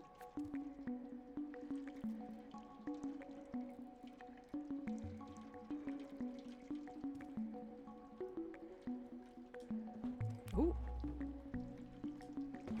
Ooh. I mean, I say I'm being destructive. The game absolutely wants you to be destructive, which I think is also interesting in terms of why we're a cat. Finally, the last notebook. This one seemed to belong to someone named Zabaltazar. All trace of organic life has disappeared, except for what we call the Zerks. Well, not all trace of organic life, because like right now there's some little flies in the background that you can see, definitely. There's birds. Oh, I guess not in here. The birds were on the outside. Okay. There's plants. There's definitely some insects around. I've definitely seen some flies in some of these areas. But most organic life has disappeared. They seem to eat almost anything that moves and breed at an inconceivable rate. Classic characteristics for being a pest. As if being locked in the city wasn't hard enough. Oh! There's also a note in this book. It says, I found a design flaw in the transceiver, but I think I figured out how to fix it. Here's the equation. With this, we should be able to help Momo repair the transceiver. Oh, and I as a cat, I'm absolutely on board with all of this. Yes, transceivers, algorithms, codes, yep. Let's show him what we found. Lovely stuff. Ooh. Oh, we've got all sorts going on here. Is that a cheeky little vape pen in this ashtray here? Got it all going on. I can't tell as well what are human homes and what are robot homes, you know? Presumably this is a robot home because it's only got pictures of robots on the wall. Unless this was the home of a... Oh no, because no, yeah, this is definitely a robot home, obviously. But you know what I mean? A lot of the areas I can't tell what used to be a human home. Okay. And now we're here. And then down or up.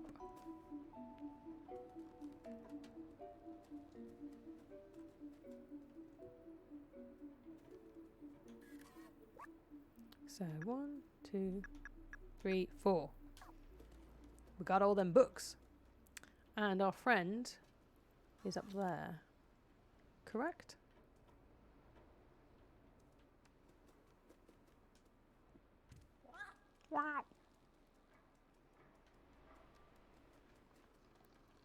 God, I love a noisy cat.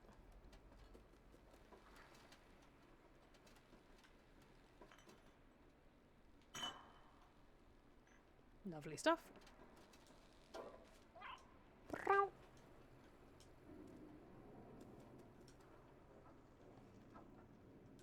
More hostile architecture there. Alright, pal. Hey, little cat. Are you still looking for those useless notebooks? Cat and robot, thank you very much. There's 2 of us here. There's one. Oh, yeah. Okay, yeah. And also, what about this one? Let's do them in order. I never quite understood what he was talking about most of the time, but he was very wise. And then number 3. Oh, it belonged to Doc. He was really a huge nerd for electronics and stuff. He was always on the verge of a great discovery. Aren't we all? And Clementine. Yes! Again, I didn't do that meow. The cat responded on their own, so there's something interesting going on there, isn't there? Some aspects of the cat is beyond my control. Oh, what's that note? The transceiver can be repaired? That's incredible. This means we should be able to communicate outside of the slums. I'm sorry I doubted our cause. I'll promise you I'll find a way to reach the surface. Thank you. We might be able to find you a way up. Let's fix this piece of junk transceiver.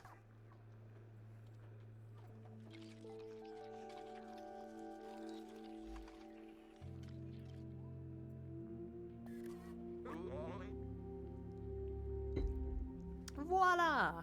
It works. Come with me. Can I just have one more go on your cat toy before we go? And also play with buttons. Oh. Up there, see that building? High above the others?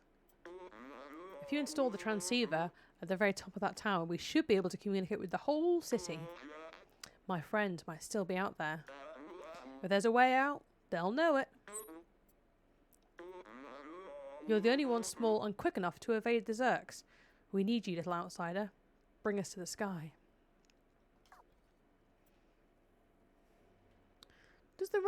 Does B12 actually need me?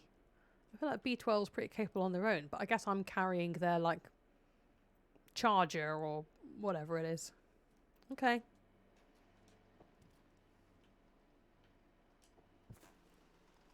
There's definitely a lot of plants and things going on.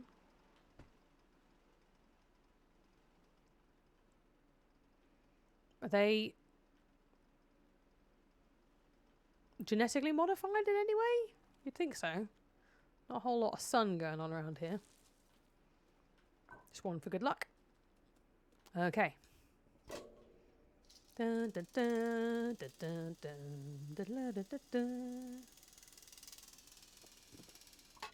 Very lucky that there are all these little cat-sized buckets everywhere. Thank goodness. Okay. Wow. Rooftops. Dangerous. Let me scratch. Look at them all. Look at all the Zerks. Let me scratch out my anxiety. Okay. Wow. Righto. Let's not get eaten.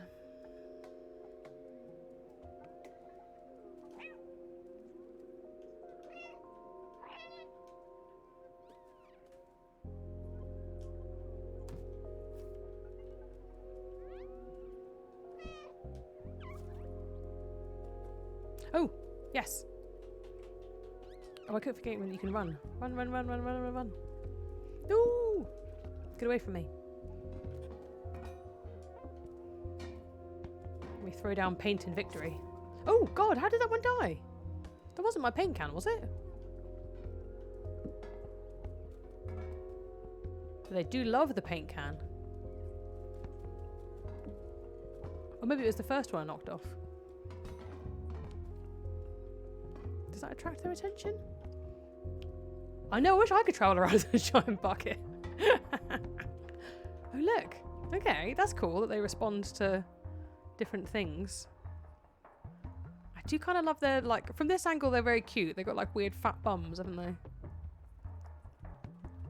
But then, like a lot of things, when there's lots of them, they stop being cute. I feel like that about ants. I feel like an individual ant, adorable. But as soon as there's a lot of them, danger! Get away from me. Although I've had a lot of success. We've had cheeky little ants that try and sneak under our door. And I've had a lot of success. Oh God, I should be paying more attention to what I'm doing here. Stop yakking. No! Okay, right. Quick! Linda. Yes, I've had a lot of success deterring ants non-violently with diluted vinegar. So I spray it down and so they lose their little ability to sense where they are and they all scurry back out the door again. I'm pretty sure they got like some enormous ant nest under the house or something like that, but it works. Just every couple of days, spray it down, they'll turn around again and leave. But yeah, as soon as there's lots of ants, I'm like, oh God, you're not cute anymore, get out of here. The city is full of neon. It wasn't always this way. There used to be strict energy caps, especially in the slums. Interesting. But people couldn't handle the constant darkness. One day, someone lit up rainbow lamps, neon signs all over their house. That person was taken away and never seen again. But people saw hope. And not long after, everyone started putting lots of lights in their homes. There was nothing the oppressors could do. Yes, I felt like they were oppressors, and I'm sure that the oppressors were using considerably more energy than the people in the slums were. Just like the way our world works. It was a way for people to see colours again, like on the outside. I think it helped.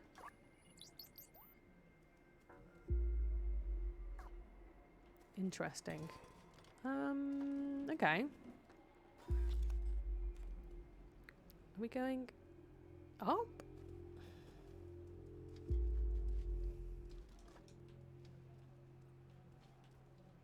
We came here and then we got distracted by that sign. Are we going up this way? Oh, hello. Clever. Okay. And then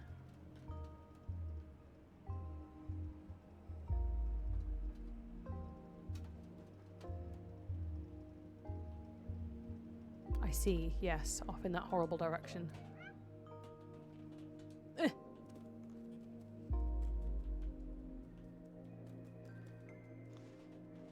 Lovely. Very nice.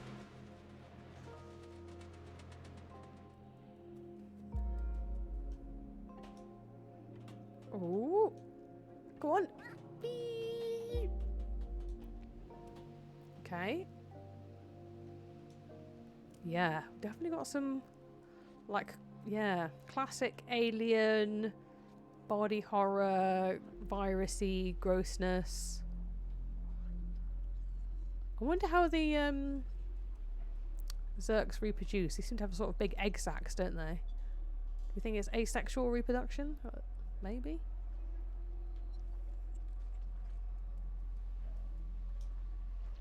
Or do they have mamas and papas and babies? That's the question. Right. Oh God. Oh God. Sorry, cat. Oh dear. Oh dear. You... Okay. So. if we do that, and you're in here, but then you stay here long enough for me to get over there. Oh, it does look like another classic barrel scenario, doesn't it? It does look like I need the barrel, but I feel like surely, yeah, I mean that. No, get out, get out, get out, get out, get out, get out. Yeah, sorry, cat. Okay, okay. But can I get there fast enough? I don't think I can just get up from this side. Get away from me. So, if they're in this side, could I then trap them in here? They come out, and I just got to belt it. There's, why aren't those guys coming? The ones that are trapped under the barrel.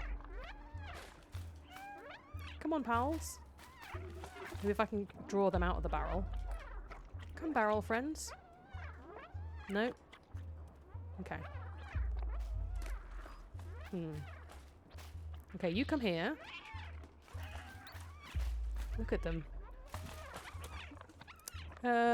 Cute or disgusting? I mean, the mouths really don't help, do they? They've also got like a bit of a tardigrade look to them, haven't they? If they had an extra set of legs. Right, I feel like I'm going to absolutely leg it. There's a couple of little so-and-sos. Don't come near me!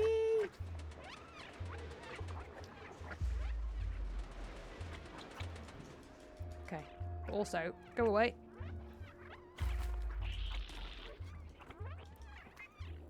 Ooh, success. Okay. Where now? Ooh. They're all stuck now. They're a little bit bad. They've been separated from each other. Ooh. We're getting some lore here. What does that say? Nico? Nico Corporation.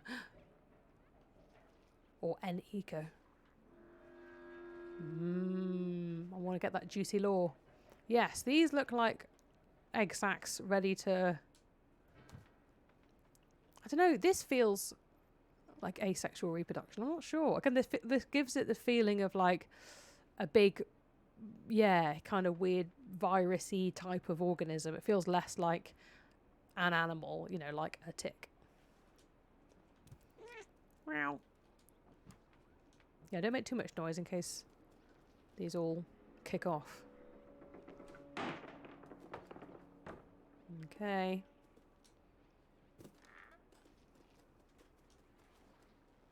Oh.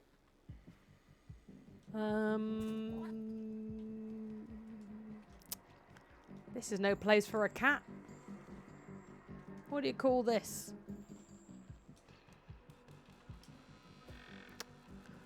I see, I see, I see. So, we're getting over there. Can I tempt any of you? No. Okay.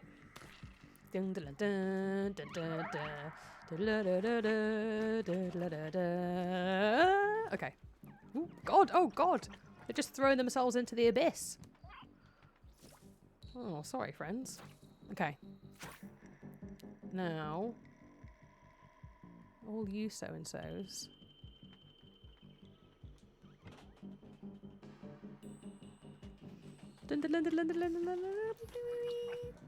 Ooh. Goodness me. And one of these. Lovely stuff. I do feel incredibly nimble.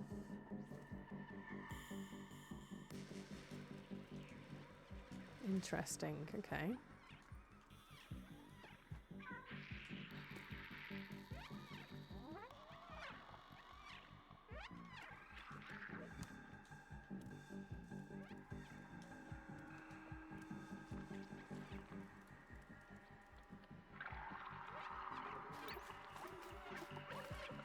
Can I do this and run away? Okay.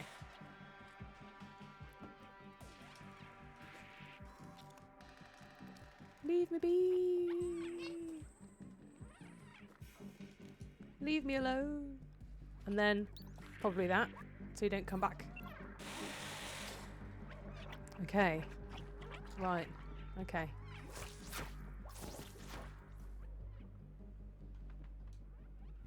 Right. Bit of this.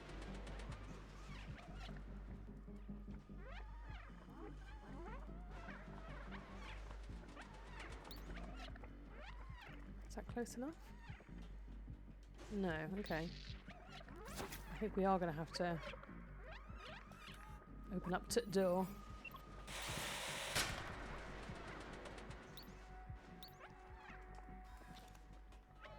Oh, down. Don't look at me. Oh, God. Right, a bit closer. They seem to be keeping away. Okay. Whew.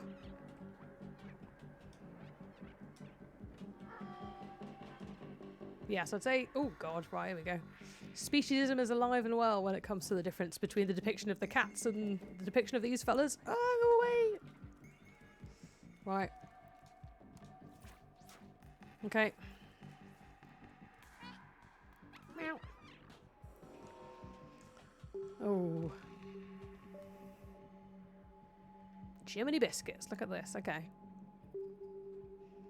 So. Obviously, they're all going to pour out. We've got a switch there. This is no job for a cat. Okay. I'm going to do the switch. They're going to pour out somewhere. And they get into that elevator. And then hope for the best. Brrr. Agreed, cat. Agreed.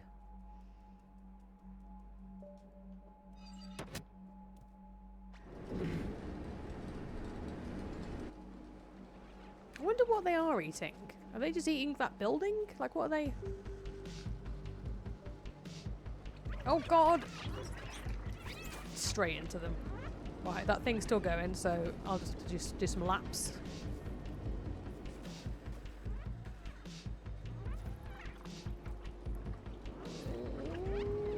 I don't think it's close enough yet.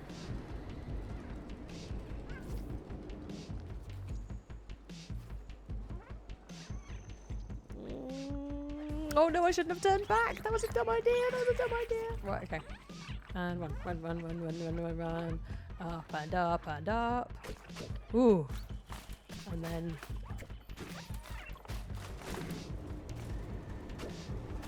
Yeah. They are, they're interesting looking, aren't they?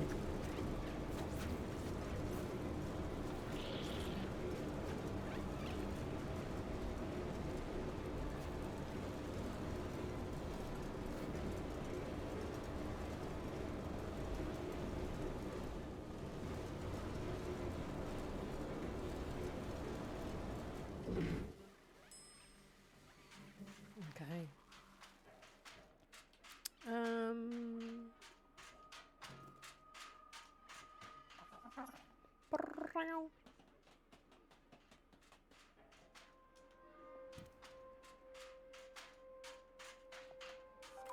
Ooh. Here it is. Put the transceiver on this antenna. The what? On the what? I'm just a little kitty cat.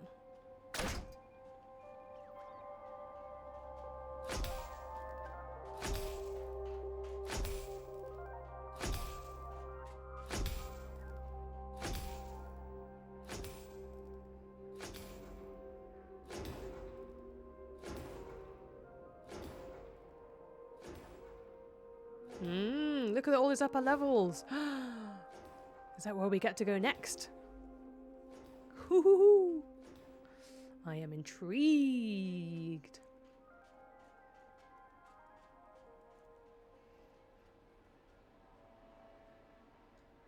Oh my goodness. Look, the view. It's beautiful from here. I remember now. the city. It was meant to be a shelter. Classic.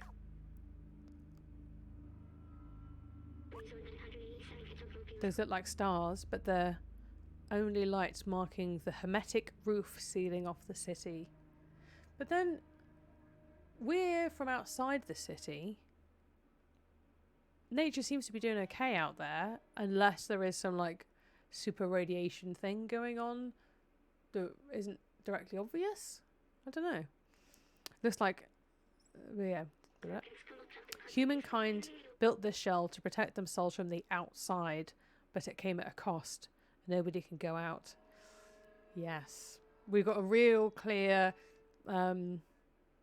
culture versus nature going on, kind of this artificial division, cutting humans off from nature, how harmful that is. Obviously humans are a part of nature, and also on our planet there's kind of no nature that hasn't been impacted by human culture in some way. You know, pristine nature doesn't really exist anymore. It's all an intermingling. Humans don't exist without nature, and nature doesn't exist without some human interference to some degree. The outside was a disaster, completely barren, unlivable, and dangerous.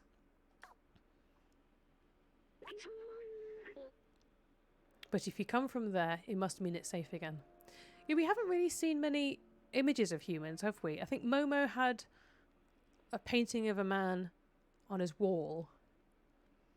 And we've seen posters of like sort of cartoonish depictions of people, like they were posters for films or games or something, but I don't think we've seen many photographs of people. Interesting. But if you come from there, it must mean it's safe again. In theory, it's safe again. And my promise wasn't just to go to the outside, it was to open the city. Yes. All these robots are going to be saved by this one little tiny flying robot and this cat. I still don't understand why some memories are coming back and others aren't. Yes, there's some sneaky mystery here. But I'm certain now this is my purpose. I have to open the city. Come on, let's go back and find Momo. Now that we've connected the transmitter, we should be able to get help. Interesting. Very interesting. Back in my bucket. Whoa, what a great view. Look at that. Ooh, there's such an interesting environmental design, isn't it? Like up high, there's little elements of trees and green. There's very cuboid buildings, and then down below is all the kind of disgusting Zerk-infested areas. The slums, part 2. Ooh, okay. Okay, let's think. So, ooh, look, a note. Little outsider, if you're reading this, that means you're still alive. Excellent. I took some equipment to the bar to take advantage of their antenna. Come meet me there. I've locked the window, but the code to open it is quite simple. It's classic. Yep. Yeah, we'll remember that, don't worry about it. Be careful, it is case sensitive. See you at the bar, Momo.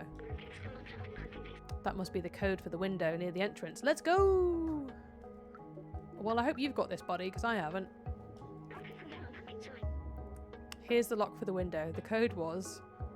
Yeah, see, look, there's kind of like human faces in that poster there. And obviously there was the painting behind us. There's definitely evidence of images of humans, but so far we don't really see photos of humans. But is that because we're in a robot area? So this is where all the robots lived, and then the oppressors will be where the humans lived, maybe? I don't know. It's be interesting to find out. It was an H, I think. B12, don't you be messing this up. Oops, my bad. Let's try that again. Then it was an O, or was it a 0? Let's see. Thank you, friend. It worked. Momo is at the bar waiting for us. Okay. Let's have a nice perch here. And I think that's probably a nice little spot to end today's first ever stream. Thank you very much, everybody, for being here. I hope you've had a lovely old time. If I knew how to do things like raids, I'd be absolutely doing that, but I have no idea where I would begin doing that. Once again, this was my first stream. The previous stream was just to one person, which was my partner downstairs the other day. So this was my first proper stream. Yeah, I will look into in the future doing things like raids, because I'd love to be able to keep the Games for Waves raids going on. But yes, I'll look into that. I'll be back tomorrow with part 2 of Stray, the same time slot, 8 p.m. till 10 p.m, and we'll continue from here. Yes, I think this has been such an interesting game so far. There's so many elements of it that were really different from what I expected. But I think that's interesting, kind of because I'd purposely gone into playing the game without knowing anything about it. I made sure to not to read any reviews. I wanted to go in with no expectations, just knowing it was a game about a cat, really, kind of just looking at the cover image. I think I'd seen there was a robot in the background. I think I'd assumed that the game was about me and one robot, like one of the more humanoid robots, adventuring around together in some capacity. But that maybe that would be in a more kind of realistic interactions between, say, like a human and a cat and that kind of thing. So yeah, this has been very different, but the more I play the game, the more I can understand why they went with this design choice of having this little flying robot companion, who means that I can have an inventory and it doesn't matter that I don't have hands, or that I'm carrying all these things around in my teeny tiny backpack, you know. So yeah, I think that makes sense, but it still carries the question of, does it matter that we're a cat? How would the game be different if we weren't a cat? If we were, you know, a robot or a different species of animal? We're nimble and we're cute, but is there anything else that is inherently cat-like about us? That's something I find very interesting. And also the question of, how would the game be different if it was in a different setting? If it wasn't in this techno-orientalist, dystopian, cyberpunk environment, how would that be different as well? Yeah, and also I guess the other question is this an eco game? Does this game have a consistent environmental message?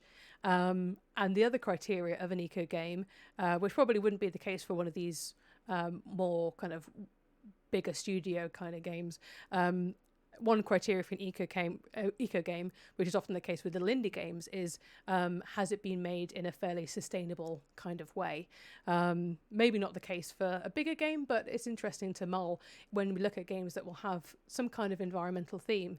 I've been looking at the work of Benjamin Abraham. He wrote a really interesting essay called What is an Eco Game? But he's also got a really good book. I've only got the digital version of it. It's something called like Games in the Age of Environmental Crisis, or some name like that. And yeah, he does a lot of work in the area trying to look at sustainability in games. And so I think that's a really interesting angle when it comes to this stuff.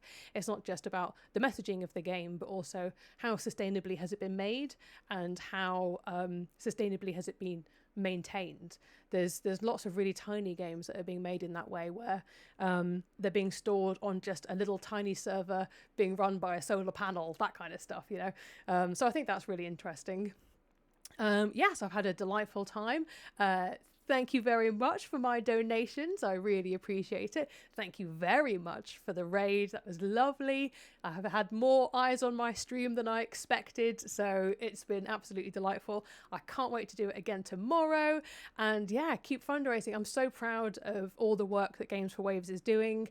I can't believe that they smashed through their goal of £1,000 in like the first 24 hours. I'll have to check in on what the current total is looking at, but yeah, I think this is such a clever way to advocate for conservation and raise funds. I just think that the whole Games for Waves approach is really, really clever, and I really, admire everything. So it's an absolute delight to try and contribute in any small way to what Games for Waves are doing.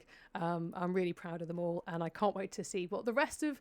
There's so many more days left to go of the World Ocean Day Festival. This is fantastic. There's going to be so many more days of streams.